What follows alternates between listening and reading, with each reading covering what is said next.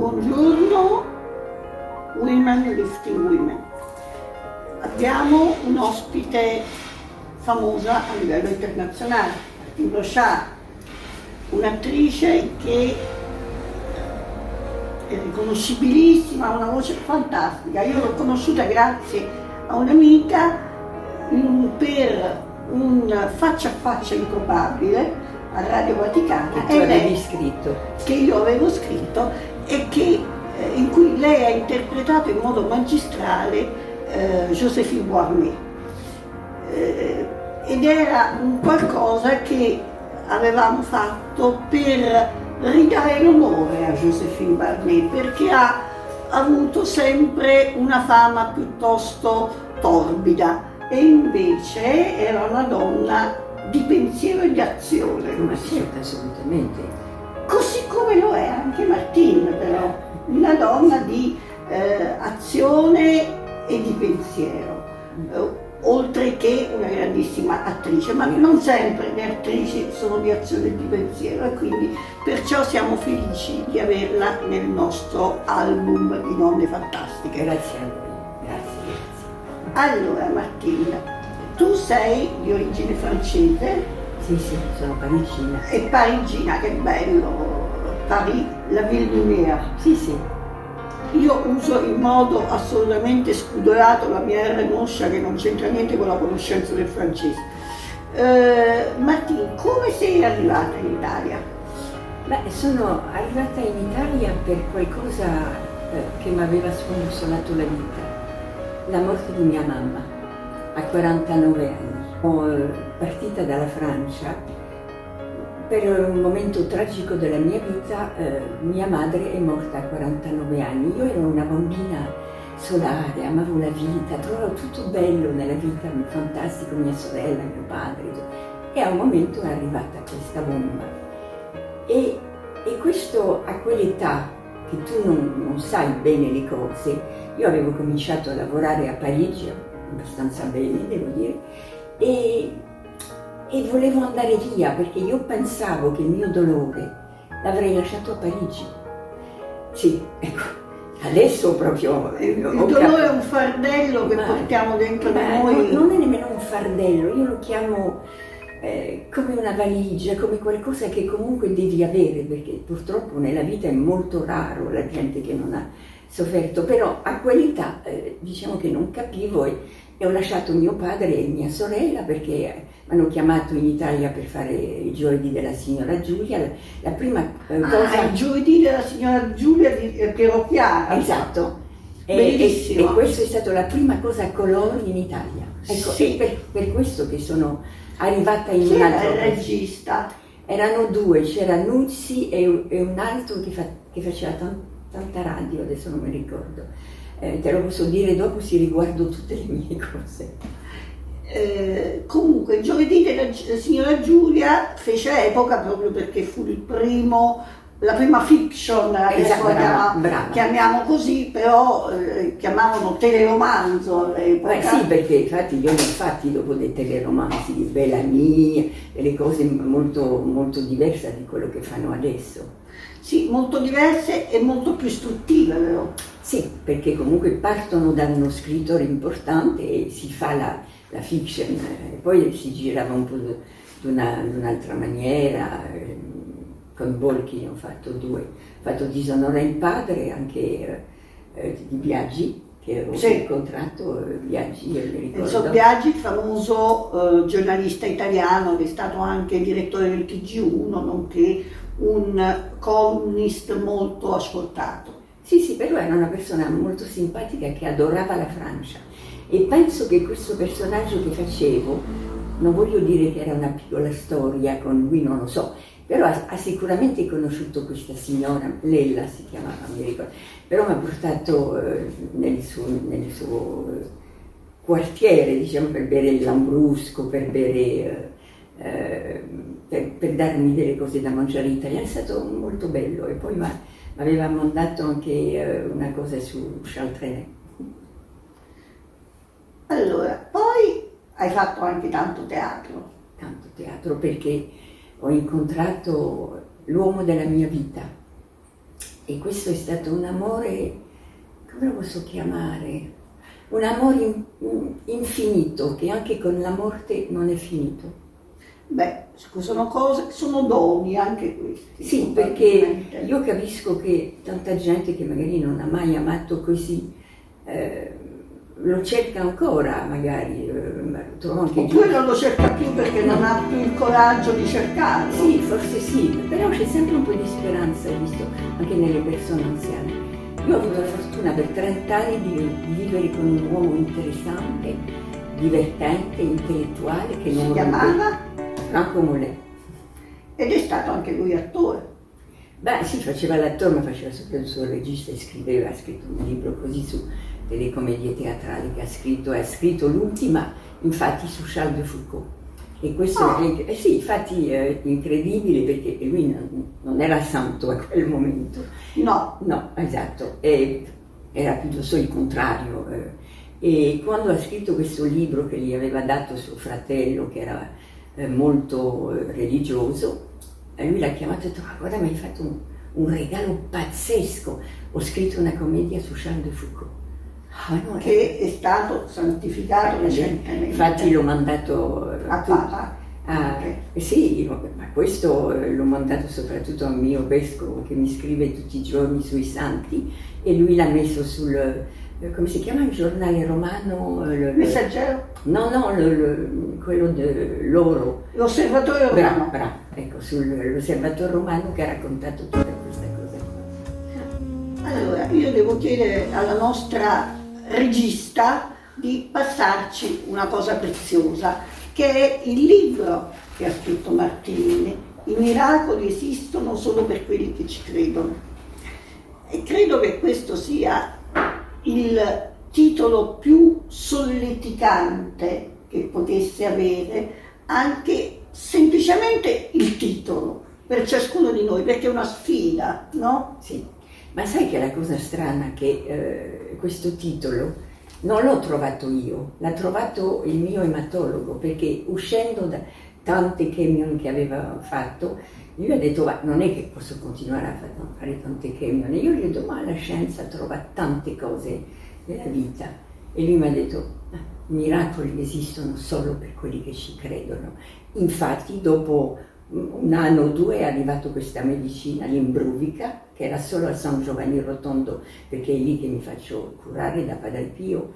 E io sono andata per 3 anni prima che è arrivato in Italia, perché ce l'avevano a San Giovanni, e ho preso questa medicina, che comunque mi ha aiutato un sacco. Erano 3 pillole al giorno. Perché al tempo stesso anche ti ha dato la forza di sostenere tuo marito.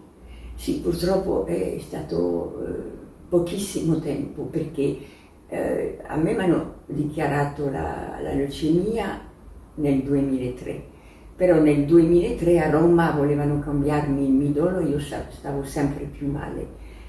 Poi dopo c'è un mio amico Crociti, te lo ricordi, l'attore, no? Che non c'è più adesso, sì, che mi ha chiamato e mi ha detto: guarda Martini, devi andare a San Giovanni Rotondo, dove c'è un ematologo bravissimo che vedrai e ti curerà. Ero con mio marito, ho detto: dobbiamo andare. Lui mi ha detto: ok, andiamo. Siamo andati a San Giovanni Rotondo, treno in ritardo, ovviamente pullman in ritardo. Comunque ho detto: non mi aspetta più questo medico, è sicuro. Invece mi aspettava nel hall da solo, perché faceva la notte, e ho aperto la valigia con tutte le cose e mi ha detto: non ti preoccupare, domani ricominciamo tutto, non perché non ci credo, perché è così che si fa in ospedale. Quando arrivi in un ospedale devi rifare tutte le analisi. Perché ogni laboratorio ha le sue specifiche e sa cosa vuole il medico. Esatto. E io ho detto: ma ieri mi hanno preso 26 tubi di sangue. Sì, mi fa, anche adesso, ma vedrai, andrà benissimo. Mi sono incontrato con una persona che non ero più in numero. Cioè, parlavamo normale, tutto. Infatti il giorno dopo mi ha rifatto pure il midollo che nessuno mi aveva mai fatto. E come ti posso dire, ho accettato tutto benissimo, avevo un dialogo con lui. è fantastico e lui ha cominciato a curarmi. Allora, la specificità del nostro ciclo di interviste a donne speciali è soprattutto quello di dare come dire, il caleidoscopio delle donne che sono inspiring women, cioè donne che danno ispirazione. E io credo che in questo caso noi stiamo dando ispirazione e speranza alle persone. Assolutamente. E quindi certo possiamo anche parlare della tua carriera di attrice, però sono le esperienze umane quelle che contano e che sono di ispirazione per le altre persone. Quindi noi adesso approfondiremo questo tuo messaggio perché vieni a sostegno di tante persone. Sì, sì, che soprattutto non bisogna mollare, questo è chiaro. Io prego, altre persone non pregano, però devono aver fiducia con la persona con cui devono lavorare, perché è un lavoro a due, non è vero che se il malato se ne frega va bene o se il medico se ne frega e va bene, è proprio qualcosa di simbiotico. Brava, è proprio simbiotico questa cosa. Questo Potito Scalzulli, che ormai è diventato un amico perché abbiamo cominciato nel 2005, dunque sono 17 anni. Sì, ho visto crescere i suoi bambini. Invece per mio marito, nel 2005, lui mi ha portato là, siamo rimasti insieme e io gli dicevo sempre, ma non stai bene, vedo. Sapevo che soffriva moltissimo per quello che avevo e era strano perché l'ematologia era a sinistra e a destra c'era la gastroenterologia e lui aveva mal di stomaco. Dico, ma vai a farti queste analisi. No, non voglio, quando avrai finito, mi dico, quando finirò io, non lo sappiamo. Comunque lui non ha voluto farle e abbiamo aspettato tanto tempo, sicuramente troppo, e lui dopo aveva un cancro allo stomaco. Dunque, che poteva essere magari in qualche modo... Forse a tutti, non lo so, non te lo so dire, però anche questo bisogna, quando c'è qualcosa, non aver paura di andare. Non è che è piacevole, ma andare e buttarsi e dire vabbè, ho fiducia in quel medico, ok, io faccio tutto quello che mi dici. E in generale è così. È così. Dunque mio marito ha fatto questo e l'hanno operato subito, ma hanno detto perché sennò poteva morire da un minuto all'altro. Dunque era proprio arrivato. E nel 2006, alla fine dell'anno, ovviamente lui purtroppo, l'oncologo mi aveva detto che aveva metastasi, eccetera, che non c'era più niente da fare, io l'ho riportato a casa. Qui a Roma? O a Morlupo? No, a Morlupo, dove abitavo prima, a Morlupo, e senza dirgli niente, e lì abbiamo vissuto comunque dei momenti molto belli. Allora, parliamo di Morlupo, che è stato il posto dove hai vissuto ed è un posto molto vicino alla natura, no? Ma la natura, io ero su questa piazza medievale, sì, dove c'era la grande chiesa, la piccola chiesa. Però ci sono anche posti, diciamo, fuori città. Fuori città, sì, bellissimi. Certo. Però io non è che ho vissuto la campagna, ho vissuto questa casa che era un vecchio convento. C'era la Madonna quando salivi proprio dipinta sul muro, c'era un coro e la nostra amica Laura che fa la regista in questo momento. E dunque l'ha visto anche lei. Sì, era veramente una casa bellissima e non facile per un malato, anche perché c'erano le scale, eccetera. Ma di che anno era? Quando risaliva? Quello del 1200, mi sembra. Vivere un convento del 1200 sì, è magico. E poi facevamo le prove di teatro spesso lì dentro. Dunque era molto bello. Meno bello per mio figlio che era più piccolo e che lui non ha voluto non andare alla scuola di Morlupo, ovviamente. Voleva continuare perché era il Chateaubriand per il francese, capito? E lui si faceva il treno tutte le mattine. Povera creatura. Ce l'ha fatta, ce l'ha fatta. È Ce l'ha stata fatta. molto coraggiosa. Adesso quanti anni ha? Mio figlio, Sì. 49 anni, Ah, e ha 2 bambini, adesso fa il regista, dunque va benissimo, anche se certamente gli ha procurato dei problemi, perché no, cioè, i genitori è una cosa molto difficile da fare, perché comunque sbagliamo sempre qualcosa, ma è normale. Non è che ci hanno dato un libro prima di imparare a fare Però soprattutto la cosa importante è che lo facciamo in buona fede. Ah, beh, no, esatto, è quello che ho sempre detto, uno lo fa all'età che ha e lo fa sì anche per te, non solo per i figli, per la tua vita, capito? Il figlio è trascinato nella nostra vita e delle volte forse sbagliamo. Essere sempre, come dire, essere sempre non in errore, sempre perfetti, No, è anche questo disumano. Ma sicuramente io comunque disumana non ero. Beh, diciamo l'elogio dell'imperfezione in qualche modo, Sì. quello che ha detto anche Rita Levi Montalcini. Ma sì, perché tu fai delle cose e pensi che va bene, capito? Ma non possono essere sempre giusto per tutti, è quello che dico, però pazienza, la vita è quella importante, amarsi. Allora, Bene. questo diciamo, abbiamo lanciato una serie di messaggi, tutti positivi, perché questo è il senso del nostro canale YouTube.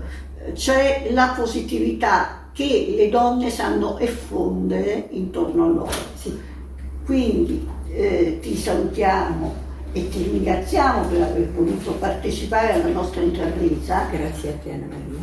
E speriamo di rincontrarci poi per parlare della parte artistica della tua carriera. Vabbè, ma io mi va bene, mi si può parlare anche di questo, perché per me è come una missione adesso. Cioè proprio, come ti posso dire, vado a parlare di questo libro quando mi chiamano, quando hanno bisogno. Poi si parla anche della mia carriera, se qualcuno vuole. Però questo ho capito che fa benissimo ai malati. E fa benissimo anche a quelli sani che in qualche modo assistono i malati. Sì, assolutamente sì. Allora, grazie e al prossimo incontro con le nostre donne fantastiche, Inspiring Women. Grazie.